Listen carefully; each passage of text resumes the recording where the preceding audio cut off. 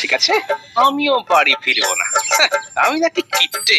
আরে পয়সা থাকলে তো কিপটেমি করবো, হাতে তো পয়সাই নেই। ধুর, ধুর, ধুর, আর ভালো লাগে না।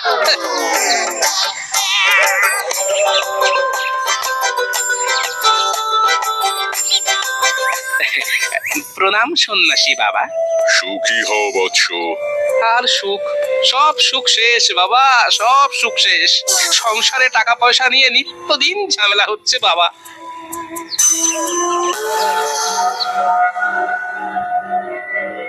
কিন্তু আমি তো তোর কপালে অন্য কিছু দেখতে পাচ্ছি।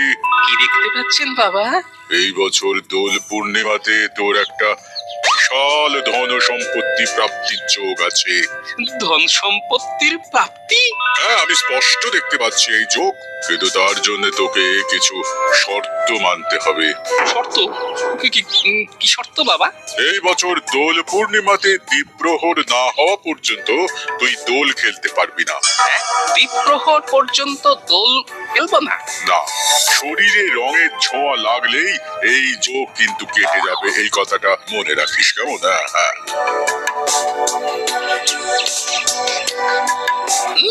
ধন সম্পত্তি প্রাপ্তি, খবরটা মহারাজের কানে এক্ষুনি দিতে হচ্ছে।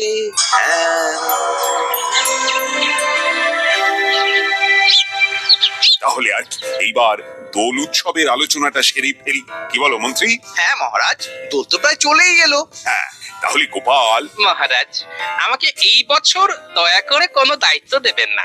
আমি এই বছর রং খেলতে পারবো না মহারাজ। দেখেছেন তো মহারাজ, কি বলেছিলাম? সেটাই তো দেখছি। তবে গোপাল যদি কোনো ওল হয়, তবে আমিও বাঘ হাতে দুল।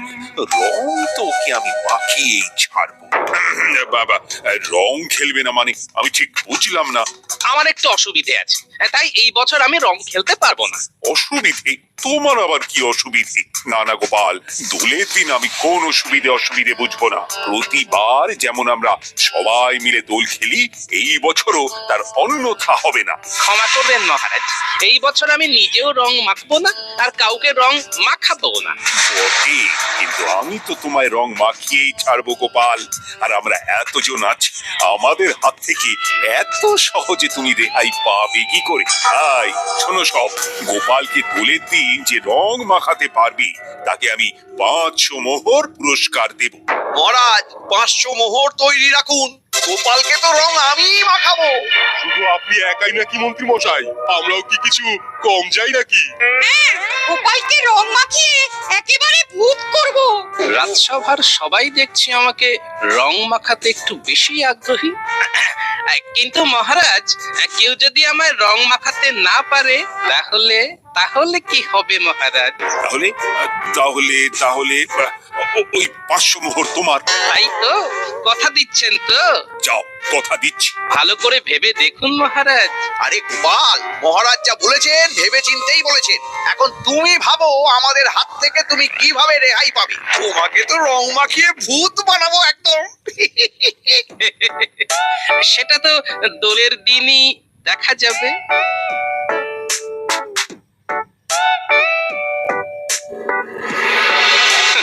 আমাকে নাকি খুঁজে বের করবে? এই গোপালকে খুঁজে বের করা অত সহজ কাজ নয়। হ্যাঁ, কি ব্যাপার, ওখানে এত জটলা কিসের? দেখে তো সমস্ত চাষি ভাইদেরই মনে হচ্ছে। হ্যাঁ, ওই তো পুঁটির বাবাও আছে দেখছি। যাই তো একবার দেখি। সেটা ভাবতেই গায়ে কাটা দিচ্ছে।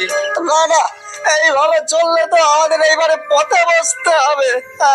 কিন্তু এই অবস্থায় আমরা কি বা করতে পারি? হ্যাঁ, সত্যি এমন দিন যে আমাদের দেখতে হবে, সেটা ভাবতেই গায়ে কাটা দিচ্ছে। একদিন যেই ফুলের জন্য আমাদের কত কদর ছিল, আজকে আজকে সেই ফুল জমিতেই শুকিয়ে মরছে। কি ব্যাপার পুটির বাবা, কি হয়েছে? আর তোমাদের সকলের চোখ মুখ এমন দেখাচ্ছে আরে, কেন? এই তো গোপাল দাদা, এইবার তুমি পারো আমাদের এই বিপদ থেকে উদ্ধার করতে। না হলে যে আমাদের চাষি ভাইদের বাঁচার আর কোনো পথ নেই। গোপাল দাদা, এখন তুমি আমাদের এই বিপদ থেকে বাঁচাতে পারো। আহা, কেঁদো না। কি হয়েছে সেটা তো আমাকে খুলে বলো। গোপাল দাদা, তুমি তো জানোই আমরা এই কয়েকজন চাষি ভাইরা এখন যে যার জমিতে একটু করে ফুল চাষ করছি। মোটামুটি যা বিক্রি বাটা হতো আর কি, তাই দিয়েই আমাদের বেশ ভালো মতোই চলে যেত। কিন্তু কিন্তু আমাদের এই সুখ ওই লাল মুখো ইংরেজদের সহ্য হলো না গো। পুরো বাইরে থেকে আধুনিক মানে কাগজ দিয়ে নকল ফুল বানিয়ে আমাদের গ্রামে পাঠাচ্ছে। আর কাগজের ফুলের না